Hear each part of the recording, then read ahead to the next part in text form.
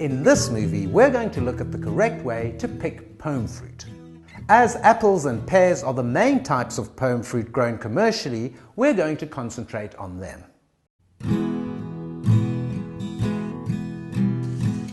The farmer has to be absolutely sure that he's picking his apples and pears at the best possible moment. There are a number of ways to determine this. He can measure sugar content, the pressure of the flesh, and he can look at the size and color of the fruit. However, to be absolutely sure, most farmers will send samples of the crop to Hortec laboratories where the optimum picking dates for apples and pears can be accurately determined. The sugar test is done by cutting an apple in half and dipping it in an iodine solution. The starch in the fruit will turn black and the sugars will turn white. The picking action for apples is very important. A torn or bruised apple is of no use as a dessert fruit. The correct way to pick an apple is to place the hand around the apple and lift. The stem must come away with the apple. 1 apple per hand is the way to go.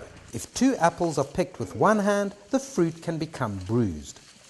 Squeezing the apple can also cause hand bruising. Most professional pickers will pick an apple in each hand and place them gently in the picking bag. Apples should not be dropped into the bag onto the other apples, as this will also cause bruising. When picking green and yellow apples such as Granny Smith or Golden Delicious, the entire crop is usually picked at one time. This is known as strip picking or skoonpluk. Bicolored apples such as Pink Lady and Royal Gala will be taken from the tree at 2 or 3 different times. Some fruit will color up faster than others, so the red apples will be picked and the non-colored apples will stay on the tree to be picked a little later. Once they are full, the bags are emptied gently into the bins. Third-grade fruit that is not of the quality to be sold as dessert fruit is sorted at this stage and will go to the juicing plants. To shield them from the sun and prevent the possibility of sunburn in the bin, wet blankets can be draped over the apples when the bin is full.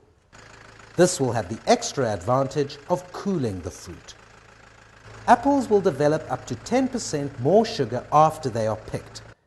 They can be cold stored for up to 12 months in the cases of certain cultivars like Sundowner. Other cultivars, such as Royal Gala, will only last for 3 months in cold storage, after which they will become floury. Apples are picked ripe off the tree.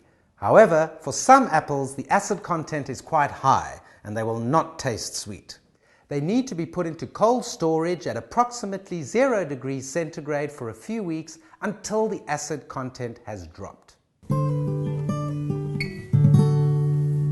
Determining the correct time to harvest pears is mainly done by pressure testing.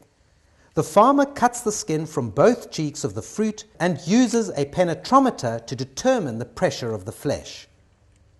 This test will be done each week and the fruit is picked at between 4 and 8 kilograms of pressure. 7.2. Pears are harvested in a very similar way to apples.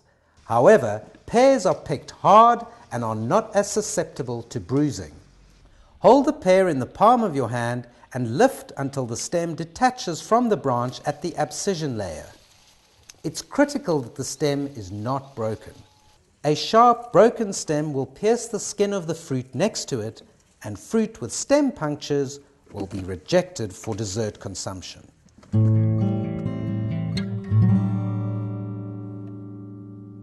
Pear color development happens early in the season, in the first 4 weeks after blossom, so color is not an indication of maturity.